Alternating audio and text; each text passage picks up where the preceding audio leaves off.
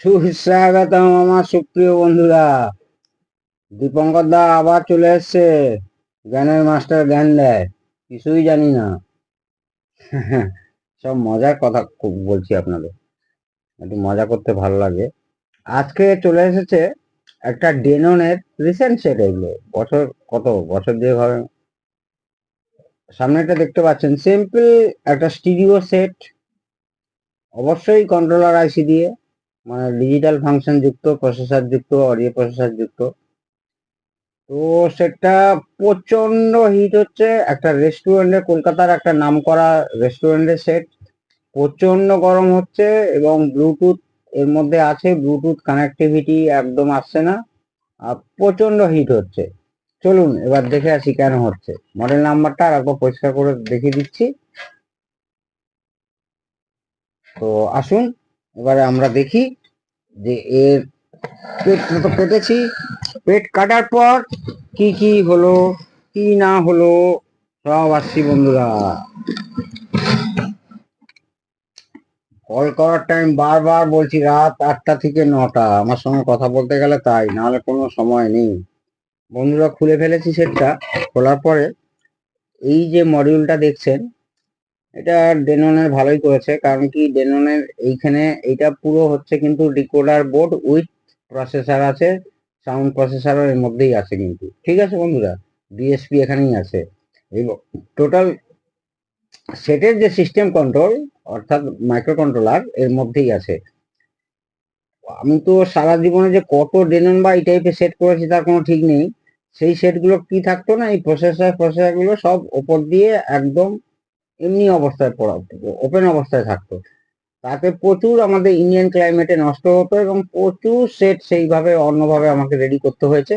আর এই সেটটা যাক ধীরে ফিরেছে, আশা করি ভালো হবে। তাতেও এর ডিজাইন আমার ঠিক পছন্দ হলো না। কেন হলো না? সেট ভালো হলে কি হবে, সেটকে সব ভালো হতে হবে। প্রচুর হিট হয় এই সেটটা। আর হিট সিং দেখেছেন, মেন সিম্পলি স্টিরিও সেট, 6খানা চ্যানেল বা 5খানা চ্যানেল নেই। এই হিট সিংটা একটু মোটা হলে ভালো হতো। এরা সাধারণত ফ্যান লাগায় না, কিন্তু যেহেতু রেস্টুরেন্টে চলে, এটা সাধারণত বাড়ির জন্যই ডিজাইন করা হয়েছে। রেস্টুরেন্টে চলে, মানে সকাল 9টা থেকে রাত 12টা 1টা 2টো অবধি চলে।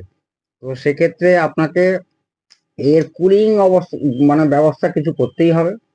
আমি ডিসিশন নিয়েছি একটা টেম্পারেচার কন্ট্রোল ফ্যান লাগাবো, কারণ যেহেতু এটা রেস্টুরেন্টে চলবে। এইখানে দেখুন, আচ্ছা আগে প্রথমে স্টেজগুলো বলে দিচ্ছি। দুটো চ্যানেল, এইটা একটা, এই পাওয়ার ট্রানজিস্টার ব্যবহার করা হয়েছে। এখানে পাওয়ার ট্রানজিস্টার দুটো দুটো করে 4টে পাওয়ার ট্রানজিস্টার আছে। এইখানে তার ড্রাইভার স্টেজ, এটা গেল লেফট চ্যানেল, এটা গেল রাইট চ্যানেল, এই যে ড্রাইভার। আর এইখানে এই রিলেটা লাগিয়েছে, ওই স্পিকার প্রোটেকশন রিলে। আর এইটা আছে হেডফোন রিলে। ঠিক আছে বন্ধুরা, এইটা আছে হেডফোন রিলে। আর এই যে 3টে রিলে দেখতে পাচ্ছেন, 1 2 3, এইগুলো হচ্ছে এই যে যতগুলো ইনপুট আছে, ইনপুট আইসোলেটর হিসাবে এই রিলেগুলো কাজ করছে। আর এইটা হলো 15 স্টেজ। সিম্পল, এখানে পাওয়ার সাপ্লাই, এই পাওয়ার সাপ্লাইটা প্রথমে মাইক্রো কন্ট্রোলারকে দেবে, প্রসেসরকে দেবে। প্রসেসরকে দেওয়ার পরে প্রসেসর ঠিকঠাক বুঝে ফিডব্যাক দিয়ে এই রিলেটাকে অন করবে। এই রিলেটা অন হলে এই ট্রান্সফর্মার অন হলে সমস্ত সেটে ভোল্টেজ চলে আসবে। সিম্পলি বলছি, এটা হচ্ছে পাওয়ার অ্যাম্পলিফায়ারে যাচ্ছে 35 0 35 আর এইটা হচ্ছে auxiliary power supply. Auxiliary power supply steel table ইত্যাদি যত রকম মানে সাপ্লাই আছে আর কি। এই ধরুন এদের ডুয়েল পাওয়ার সাপ্লাই দরকার। এইটা আছে হচ্ছে আপনার 14 0 14। এইখানে রেগুলেট হয়েছে, এইখানে রেগুলেট হয়ে ওই 7812 আর 7912 দিয়ে রেগুলেট হয়ে গিয়ে সমস্ত এইসব আইসি টাইসিতে সাপ্লাই যাচ্ছে। আর এইটার টোটাল প্রি স্টেজটা। এইবারে আসছি, এই জায়গাটা বন্ধুরা খেয়াল করে দেখুন, হিট হওয়ার কারণ আছে। এই জায়গাটা দেখুন পুরো পুড়ে গেছে, এই জায়গাটা দেখুন পুরো পুড়ে গেছে।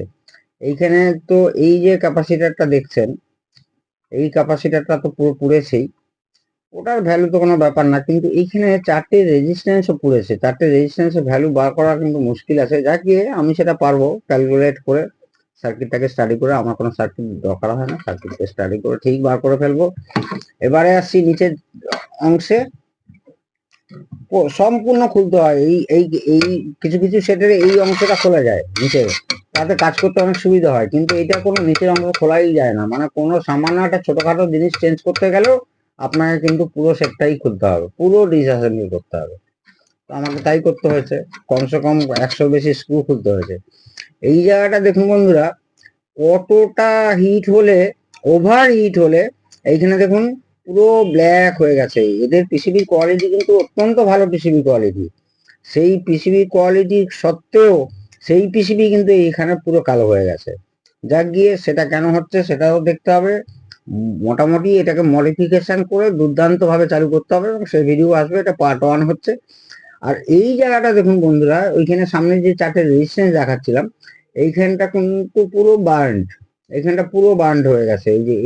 এই সম্ভবত এই একটা দুটো, এই একটা দুটো, এই একটা রেজিস্ট্যান্স, এই একটা রেজিস্ট্যান্স, আর এই একটা ওদিকে বার্ন হয়ে আছে, যার কালার কোড কিছুই বোঝা যাচ্ছে না। ও ভ্যালু বার করে নেবো আমি, কোনো সার্কিট দেখে না, নিজেই বার করবো। তো এইখানে পিসিবি ফয়েলও পুড়ে গেছে দেখুন বন্ধুরা, কত সরু সরু ফয়েল এখান দিয়ে কিন্তু গেছে।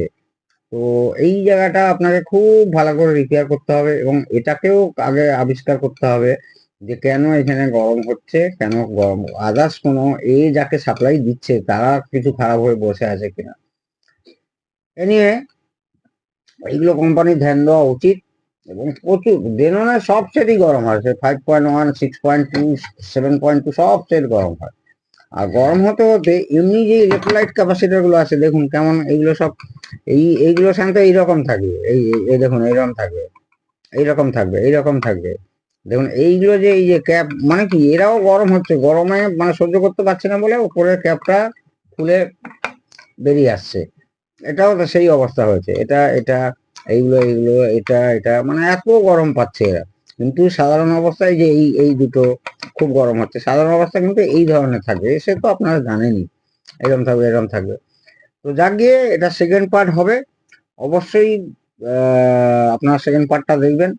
আর যারা নতুন দেখছেন তারা ভিডিওটাকে সাবস্ক্রাইব করুন, করে নোটিফিকেশন অল করুন, দিলে কত যে ভালো শিক্ষণীয় ভিডিও পাবেন আমি বলতে পারবো না এই মুহূর্তে, আমার মনে নেই। তো এই সেটটা সেকেন্ড পার্ট হবে, কেন না সেটটা টোটাল রেডি করে আপনাদের সামনে আসছি। আপনারা প্রত্যেকে ভালো থাকুন, সুস্থ থাকুন, কোনো পরের সমালোচনা না, গাছ লাগান। জয় হিন্দ।